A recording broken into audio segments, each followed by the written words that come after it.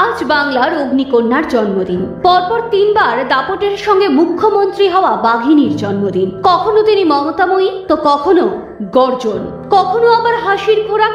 এই সব পেরিয়ে আসলে তিনি একজন তুখর রাজনীতিবিদ। ছাত্র রাজনীতি থেকে যাত্রা শুরু করে এই ৬৭ বছর বয়সেও তিনি খেলে চলেছেন পুরোদমে। ক্লান্তি নেই বিরাম। অবিরাম নিজের গতি ও ছন্দে মরু বিজয়ের কেতন উড়িয়ে তিনি এগিয়ে চলেছেন। আজ মমতা বন্দ্যোপাধ্যায়ের জন্মদিবসে তার রাজনৈতিক জীবন ফিরে দেখার চেষ্টা করেছি আমরা এনবিটিভি। ১৯৫৫ সালের ৫ই জানুয়ারি কলকাতার হাজরা অঞ্চলে একটা দরিদ্র নিম্ন মধ্যবিত্ত পরিবারে জন্মগ্রহণ করেছিলেন আমাদের মুখ্যমন্ত্রী। তার বাবা প্রমিলেশ্বর বন্দ্যোপাধ্যায় ছিলেন স্বাধীনতা সংগ্রামী, মা গায়ত্রী দেবী গৃহবধূ। ছাত্রজীবন থেকে শুরু রাজনীতি। ১৯৭০-এর দশকে কংগ্রেস দলে যোগদান করে শুরু হয় তার সক্রিয় রাজনৈতিক জীবন। ১৯৮৪ সালে লোকসভা নির্বাচনে পশ্চিমবঙ্গের যাদবপুর লোকসভা কেন্দ্র থেকে বর্ষিয়ান কমিউনিস্ট নেতা সোমনাথ চট্টোপাধ্যায়কে পরাজিত করে সাংসদ নির্বাচিত হন। ১৯৯১ সালে লোকসভা নির্বাচনে কলকাতা দক্ষিণ লোকসভা কেন্দ্র থেকে পুনরায় সাংসদ নির্বাচিত হন মমতা বন্দ্যোপাধ্যায়। ১৯৯৭ সালে মমতা বন্দ্যোপাধ্যায় কংগ্রেস দলের সম্পর্ক ছিন্ন করে সর্বভারতীয় তৃণমূল কংগ্রেস স্থাপন করেন। ১৯৯৯ সালে মমতা বিজেপি নেতৃত্বাধীন এনডিএ জোটের সঙ্গে সামিল হন। এই জোট সরকার গঠন করলে তিনি রেলমন্ত্রী নির্বাচিত হন। তিনি মোট ১৯টি নতুন ট্রেন চালু করেছিলেন।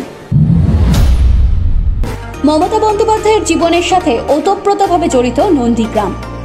২০০৭-এর ১৪ই মার্চ কৃষকদের উপর পুলিশের লাঠিচার্জে ১৪ জনের মৃত্যু ঘটে। মমতা বন্দ্যোপাধ্যায় সিপিএমের বিরুদ্ধে নন্দীগ্রামে রাষ্ট্রীয় সন্ত্রাস সৃষ্টির অভিযোগ আনেন। ২০০৯ সালে পশ্চিমবঙ্গের ৪২টি লোকসভা আসনের মধ্যে তৃণমূল কংগ্রেস একাই ১৯টি আসনে জয়লাভ করেন। ৩৩ বছরের বামফ্রন্ট সরকার লোকসভা নির্বাচনে পরাজিত হন। ২০১১ সালে পশ্চিমবঙ্গ বিধানসভা নির্বাচনে মমতা বন্দ্যোপাধ্যায়ের নেতৃত্বে তৃণমূল কংগ্রেস ভারতীয় জাতীয় কংগ্রেসের সঙ্গে যৌথভাবে প্রতিদ্বন্দ্বিতা করে ৩৪ বছরের বামফ্রন্ট সরকারের পতন ঘটিয়ে ২২৭টি আসনে জয়লাভ করে সরকার গঠন করে। মমতা বন্দ্যোপাধ্যায় প্রথমবার পশ্চিমবঙ্গের মুখ্যমন্ত্রী হিসেবে শপথ গ্রহণ করেন। ২০১৪ সালে ভারতের লোকসভার নির্বাচনে মমতা বন্দ্যোপাধ্যায়ের নেতৃত্বে তৃণমূল কংগ্রেস এককভাবে লড়ে পশ্চিমবঙ্গের ৩৪টি আসনে জয়লাভ করে। ২০১৬ সালে পশ্চিমবঙ্গ বিধানসভা নির্বাচনে তৃণমূল কংগ্রেস এককভাবে ২১১টি আসনে জয়লাভ করে সরকার গঠন করেন এবং দ্বিতীয়বারের জন্য বাংলার মুখ্যমন্ত্রী হন মমতা বন্দ্যোপাধ্যায়। ২০২১ সালে তৃতীয়বারের জন্য এককভাবে ২১৩টি আসনে জয়লাভ করে মমতা ব্যানার্জির দল তৃণমূল কংগ্রেস।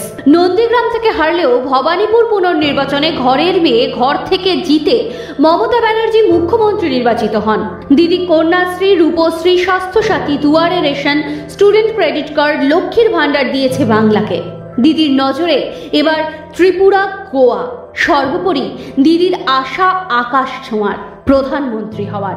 তার জন্মদিনে তাকে অজস্র শুভকামনা আমাদের এনবিটিভির তরফ থেকে।